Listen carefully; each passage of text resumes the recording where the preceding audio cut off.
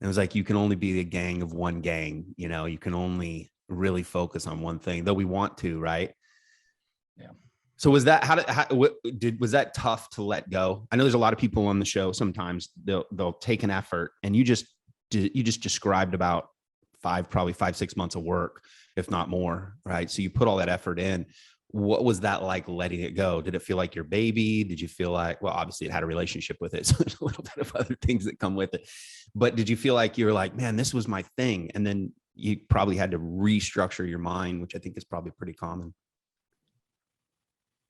Good question. So I'll give a short answer and then I'm going to bring it into the present because this is actually something that I've just gone through. With that business specifically, it was about 9 months of work that went into it, right? And I was super excited about it. For me, to sit behind a computer is not the most thrilling thing in the world.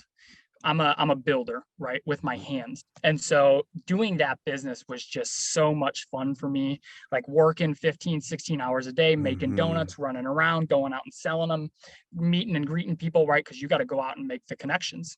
It's not like just DMing somebody on social media. So I loved that, but there was so much that happened with that relationship and the end of it that it really just didn't matter to me, that it came to an end. Got it.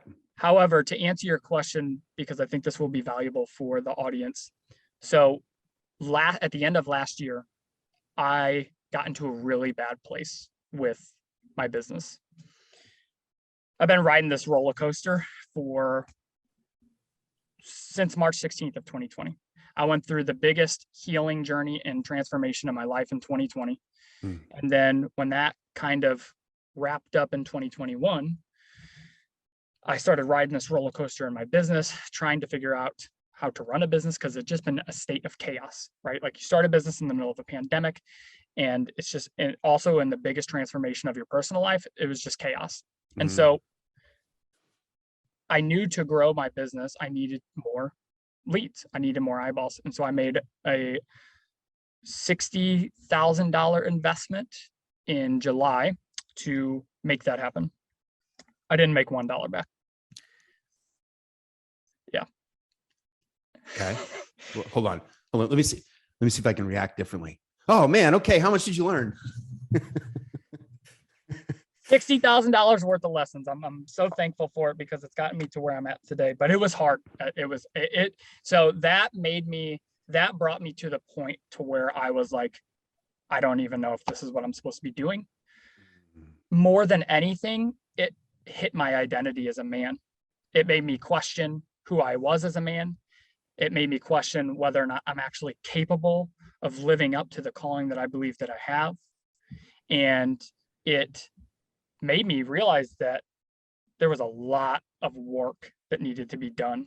For me, entrepreneurship, to be honest, the first 2 full years of it have been nothing but a refinement and a removal process of insecurity, doubt, bad character traits, and bad skills, to be honest.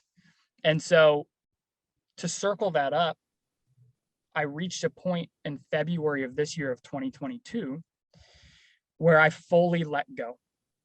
I said, if my time has come to an end in the fitness and the health industry, then that's okay.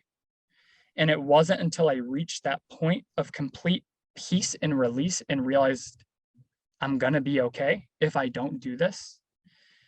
It wasn't until that point that everything started to fall into place of what's happening now.